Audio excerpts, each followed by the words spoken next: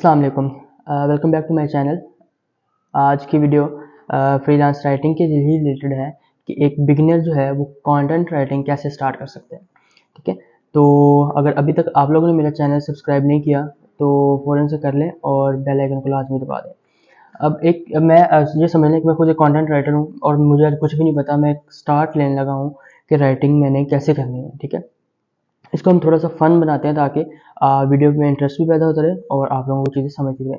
मुझे कुछ भी नहीं आता, ना मुझे इंग्लिश का पता है, ना मुझे ग्रामेटिकल मिस्टेक्स का पता है, ना मुझे प्लेजरिज्म का पता है। मतलब लाइक मैं न्यू बॉय हूँ। ठीक है, तो अब मैंने कंटेंट राइटिंग करनी है तो मैं क्या करूँ। तो सबसे पहले जो है, अगर आप भी एक फ्रीलांस राइटर बनना चाह रहे हैं और एक न्यू बॉय है तो सबसे पहले आपने क्या करना है, स्टार्ट राइटिंग। कुछ भी चीज़ आपके माइंड में आ रही है तो उसको लिखना स्टार्ट करें। वो मे बी वो कुड भी आप कह लें कि ब्लॉग हो सकते हैं, वो आर्टिकल हो सकता है, वो कोई स्टोरी हो सकती है, वो थ्रस्टी क्रॉस स्टोरी है। जैसे कि मुझे याद है, मैं आपको स्टोरी सुना देता हूँ कि जब पहला मेरा इंटरव्यू हुआ था जिसकी बेस पे मैं हायर हुआ था एज अ कंटेंट राइटर या कॉपी राइटर, तो मुझे सबसे पहले उन्होंने एक स्टोरी लिखवाई थी जिसका नाम था थ्रस्टी क्रॉ। ठीक है, और उसकी बेस पे मुझे उन्होंने हायर किया। लाइक उनको जहाँ तक मुझे लगता है, मैंने पूछा नहीं उनसे कभी, लेकिन वो उनको मेरी स्टोरी का वो एक स्टार्ट और एक एंड करना जो है ना वो बहुत अच्छा लगा था, जिसकी बेस पे उन्होंने मुझे हायर किया था। तो सबसे पहले क्या करना है, आपने लिखना स्टार्ट करना है। Start writing today. कोई चीज़ आपके माइंड में आ रही है, कोई स्टोरी आ रही है, कोई आर्टिकल आ रहा है, कोई ईच एंड कोई whatever you want to write, लेकिन लिखना है। जब ये चीज़ें आपके माइंड में आने लग जाएंगी और लिखना स्टार्ट कर देंगे तो आपके अंदर थोड़ी सी क्रिएटिविटी का लेवल जो इंक्रीज होता रहेगा डिफरेंट चीज़ों को लिखने से। अच्छा, जब आप डिफरेंट किस्म की राइटिंग करेंगे जिसमें ब्लॉग आर्टिकल कुछ वट एवर जो भी आप लिख रहे हैं, तो उससे होगा आपको एक क्रिएटिविटी लेवल तो बूस्ट हो गए, लेकिन आपके अंदर एक टोन, आपकी एक यूनिक टोन बन जाएगी। आपको पता लग जाएगा कि ये चीज़ जो है मैंने इस तरह लिखनी है, ये चीज़ मैंने इस तरह लिखनी है। उससे ये होगा कि आप दूसरों से डिफ्रेंशिएट कर सकते हैं। आपको जैसे पता है कि जो राइटर्स होते हैं वो अपनी एक डिफ्रेंशिएटिव एक उनका लेवल होता है कि जो उनकी टोन होती है उसमें वो अपने आप को मनवा लेते हैं कि ये राइटर है। अगर अकेडमिक राइटर है, कोई मैनुअल राइटर है, कोई बिजनेस राइटर है, तो उसकी एक टोन होती है, एक स्पेसिफिक टोन होती है जिसमें वो लिखता है। लाइक टोन के मुताबिक मैं आपको एक छोटी एग्जांपल दे सकता हूँ। जैसे कि मैं एक ब्लॉग लिख रहा हूँ तो मैं क्या करूँगा, मैं सबसे पहले इस तरह की स्टोरी जनरेट करूँगा उस ब्लॉग की कि वो स्टार्ट से लेके एंड तक एक इंटरेस्टिंग चीज़ रहे। ठीक है, वो टोन है कि आप किस तरह का ब्लॉग या किस तरह का आर्टिकल लिख रहे हैं और उसको एंड तक इस तरह लेके जा रहे हैं कि जो रीडर है वो पढ़ रहा है और वो बोर नहीं हो रहा। ठीक है, तो इसको हम टोन कहते हैं किसी भी कंटेंट की या किसी भी ब्लॉग की। ठीक है, तो जो फर्स्ट स्टेप, जैसे कि मैंने आपको बताया कि कंटेंट राइटिंग फर्स्ट स्टेप है कि आपने राइटिंग करनी है। अगर आप न्यू बॉय हैं, आपको कुछ भी नहीं पता और सिर्फ आपको इंग्लिश थोड़ी बहुत आती है, तो आप राइटिंग लिखना शुरू करें।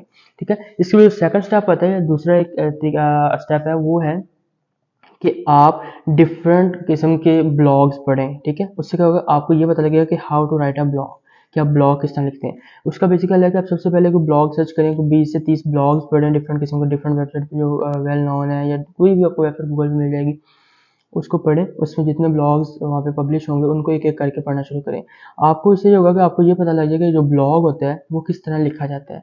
ठीक है, उसमें डिफरेंट रिसर्च या इसमें कोई फैक्ट्स एंड फिगर्स की बात की गई है, कोई करंट सिचुएशन की बात की गई है, या कुछ भी व्हाट्सएवर उसमें किया गया है।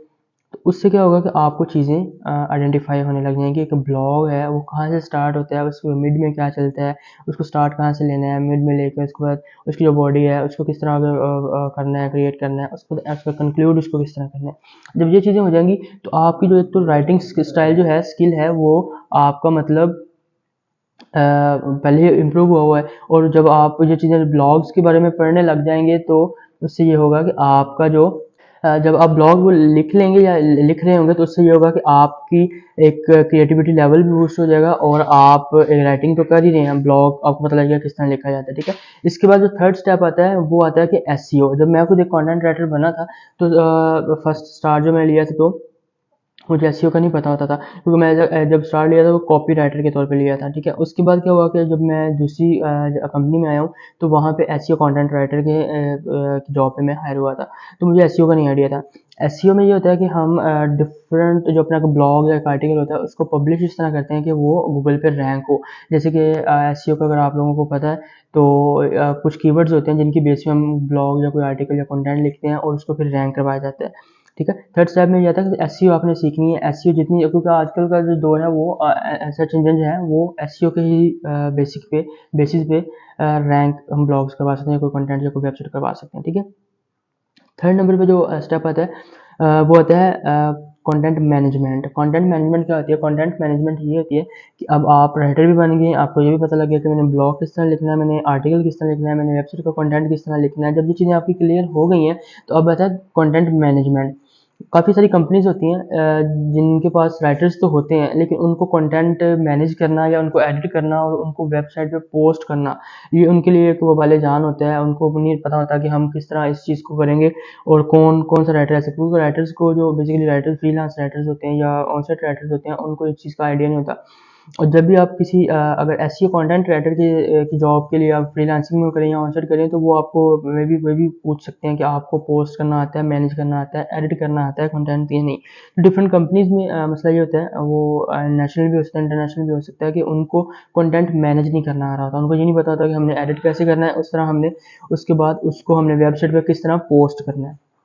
तो आप अपनी इस एसईओ सीखने के बाद, कंटेंट राइटिंग एसईओ सीखने के बाद आप क्या करेंगे? आप डिफरेंट कंपनी को ये सर्विस भी दे सकते हैं कि मैं आपकी कंटेंट भी लिखूंगा, आपके ब्लॉग्स भी लिखूंगा, उसको पब्लिश भी करूंगा, उसको एडिट भी करूंगा, उसको डिफरेंट वेबसाइट पे जहाँ पे आप कहेंगे तो वो भी मैं वहाँ पे पब्लिश भी करूंगा। ठीक है, इससे ये क्या होता है कि जो क्लाइंट का काम कम हो जाता है, और अगर उससे हम ज़्यादा चार्जेस भी मांगेंगे तो वो भी हमें पे कर देगा।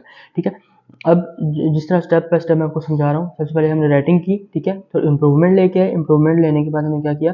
उसके बाद हमने ये सीखा कि हम कोई ब्लॉग या कोई आर्टिकल किस तरह लिख सकते हैं। ठीक है, थर्ड नंबर पे हमने क्या सीखा? हमने कंटेंट मैनेजमेंट सीखी कि हमने जो ब्लॉग है या कोई आर्टिकल है उसको पब्लिश कैसे करना है, उसको पोस्ट कैसे करना है, उसको एडिट कैसे करना है। ठीक है, या थर्ड उसके बाद जो नेक्स्ट स्टेप और फाइनल स्टेप आता है, वो आता है कि आप एक ब्लॉग अपना बना लें।